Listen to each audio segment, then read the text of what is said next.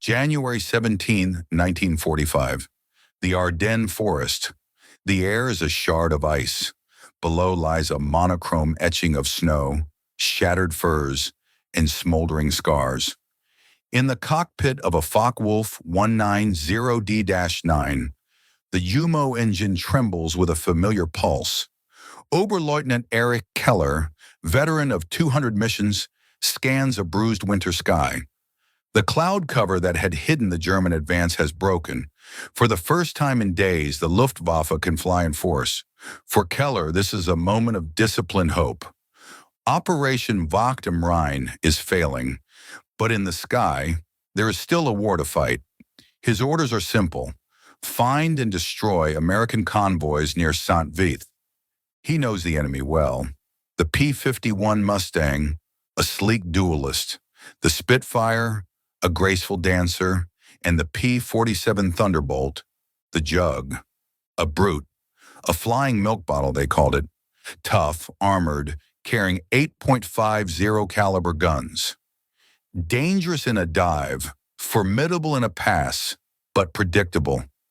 You fought it by its habits, used the 190's roll, bled its climb, and lived. It was a fighter, known, understood, and still respected. Keller's flight of 4 Doras drops beneath the scattered cloud deck, their shadows gliding over cratered snow. Below, a convoy snakes along a narrow road. American trucks. The target. Keller feels the familiar tightening in his gut, the cold surge of purpose. His thumb finds the cannon trigger. Mirrors, clear. He banks, signaling the attack. The world contracts to the circle of his gun sight. It is in this precise, crystalline instant before violence that everything changes. From the west, rising out of the sun's glare, come Thunderbolt, 6 of them. Keller's mind measures the geometry in a heartbeat. They're too high, too late to stop his run, a routine intercept. But as the lead P-47 rolls, something is wrong, profoundly wrong. Beneath its broad wings, where bombs or tanks should hang, are rails, sleek, symmetrical, factory clean. And on those rails, in tight glinting clusters, are finned projectiles unlike any Keller has seen. Not bombs, not rockets, he knows. Something entirely new. Keller has no time to think. The lead Thunderbolt noses down, not into a strafing pass, but a shallow, deliberate dive toward a grove of trees where a hidden Sherman tank betrays its outline. Then it happens. Bright, violent flashes bloom beneath the Americans' wings, not the brief sparkle of guns, but blossoms of fire and smoke. A volley of dark shapes leaps forward, each riding its own trail of white. Rockets. They streak across the distance in a heartbeat. The world convulses. The grove vanishes in a chain of thunderous detonations. Snow, black earth, and torn steel erupt skyward in boiling columns. Even at altitude, the shock wave strikes Keller's 190 like a fist, rattling the frame. He stares, momentarily stunned. This is no fighter striking armor. This is artillery delivered at jet speed. Another Thunderbolt rolls in, looses its salvo, and the convoy below ceases to exist. Trucks aren't damaged. They're erased. The P-47 has shed its old name. It is no longer a fighter. It is a monster, a flying destroyer. To understand the depth of this shock, one must step back into the mind of the Luftwaffe in 1944. For years, the German pilot had been indoctrinated with a sense of qualitative superiority. He was the product of a rigorous training system, the inheritor of the legacy of Richthofen. In the early years of the war, this belief was borne out by reality. Flying the Bf-109 and Fw-190, German aces had dominated the skies. Their doctrine was aggressive, their tactics honed, their aircraft superb fighting machines. They saw themselves as knights of a new technological age, their duels in the sky a pure expression of skill, courage, and national will. The aircraft was an extension of the pilot's own body, a finely tuned instrument for a deadly art. But by 1944, this foundation of confidence had been eaten away by the realities of a multi-front war. The Eastern Front was a relentless meat grinder. In the West, the skies were darkening with Allied aircraft. The arrival of the long-range P-51 Mustang had been a body blow. The Luftwaffe was now fighting a defensive war for its very survival. The German pilot of late 1944 was a different man from his counterpart in 1941. He was often younger, his training abbreviated by the desperate need for bodies in cockpits. Where a pilot in 1940 received over 240 hours of flight training, a new pilot in 1944 might have fewer than 110. Fuel was a constant, crippling concern. The Allied bombing campaign against Germany's synthetic oil facilities meant training flights were curtailed and operational sorties rationed. The sky, once a boundless arena for heroism, had become a terrifyingly lethal workplace. As General Adolf Galland would later write, the grim reality was that we were bled white. Our precious, irreplaceable fighter pilots were falling, and the replacements were not of the same caliber. They flew against odds of 5-1, 10-1, sometimes 20-1. Survival, not victory, became the primary objective. A pilot's expectation was overwhelming danger. He expected to be outnumbered and low on fuel, but he also expected a fight he understood. The weapons were known. The physics were understood. This was what made the rocket-armed P-47 so psychologically devastating. It broke the rules. It marked a fundamental shift in the nature of threat.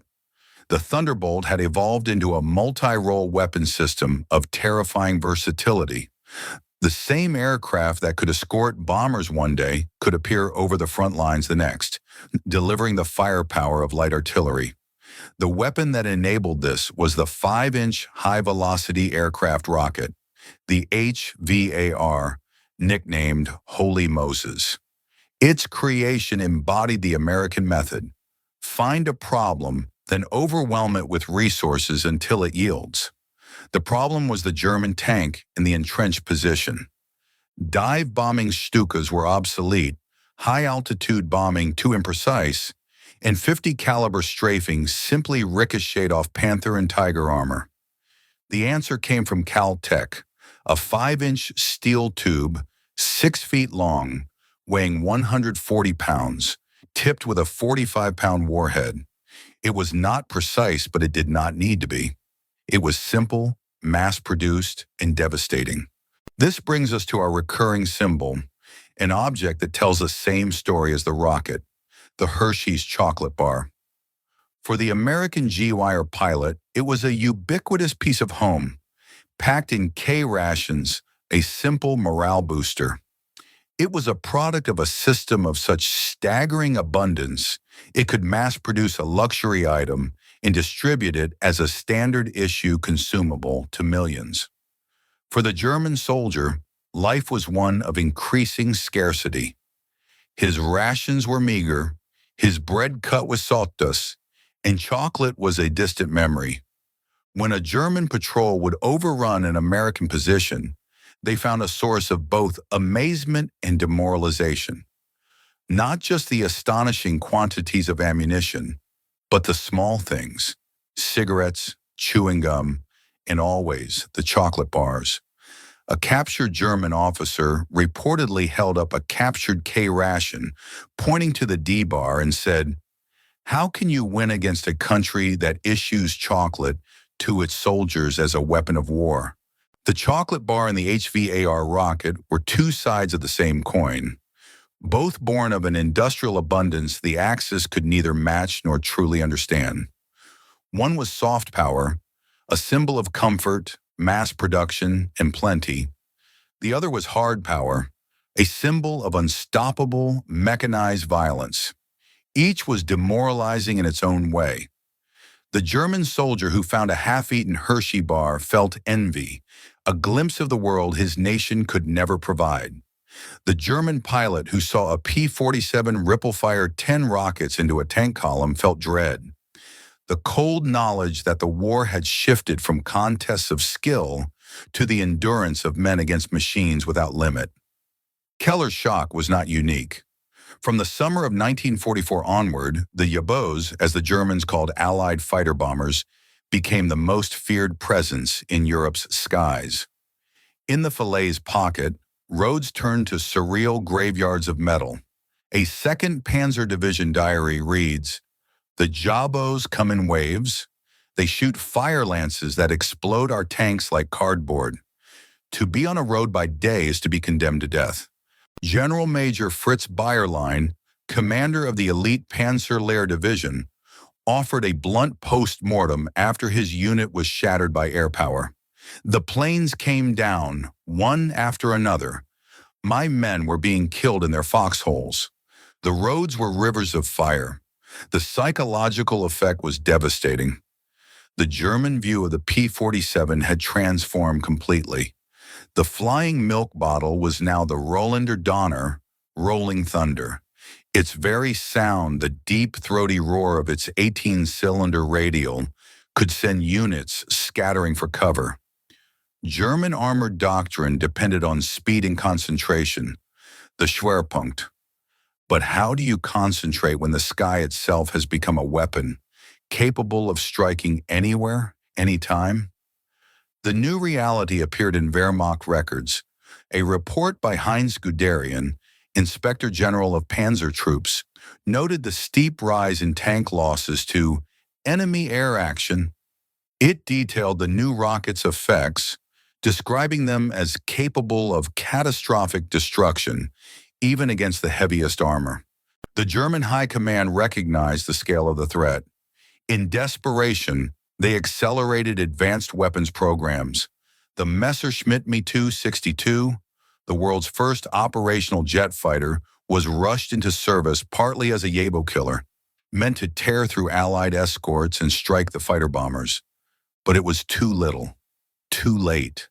For every Me 262 that flew, hundreds of new P-47s took to the air. For every experimental German air-to-air rocket, thousands of American HVARs were launched at ground targets. Production numbers tell the verdict with mechanical precision. In 1944, the United States built more than 96,000 aircraft. Germany, relying on slave labor and dwindling resources, produced fewer than 40,000. In March alone, Republic Aviation built more P-47s than Germany had produced FW-19s in the first 2 years of the war. By 1945, more than 15,600 Thunderbolts existed, and the count of HVAR rockets had reached into the hundreds of thousands. We returned to Oberleutnant Keller, circling above the burning pyres of the convoy. His mission has changed from attack to survival. The P-47s, their rockets expended, are now pure fighters again, climbing to meet him. These are not chivalrous aces, but grim young men from Ohio and Texas, flying a 7-ton beast with 8 heavy machine guns. They are here to sanitize the sky. Keller, the veteran, the fencer of the skies, finds himself in a desperate fight against a man with a sledgehammer. He can parry, but he cannot break his opponent. The P-47s work in teams, using their superior numbers and energy retention in a dive. Keller sees one of his wingmen, a boy of 19, get shredded by a torrent of .50 caliber tracers. The aircraft doesn't fall, it disintegrates. Keller dives away, pushing his engine to its limits. He escapes into the low clouds, his aircraft riddled with holes, his heart pounding with a new kind of fear. It is not the fear of death, but the fear of obsolescence, the chilling dread of a craftsman whose art has been rendered meaningless by a machine. In spring 1945, as POW camps were liberated, an American pilot witnessed the final scene. A young guard approached the defeated German commandant and, without a word, offered him a Hershey's chocolate bar. The officer stared. This was the enemy, not a caricature, but a boy offering a casual luxury. This act was as unanswerable as a rocket volley, both stemming from the same source, the power of abundance. A nation that gives chocolate to its enemies wields a different kind of power. After a long pause, the German took the bar. It was the taste of surrender, and the first taste of a world he had failed to destroy.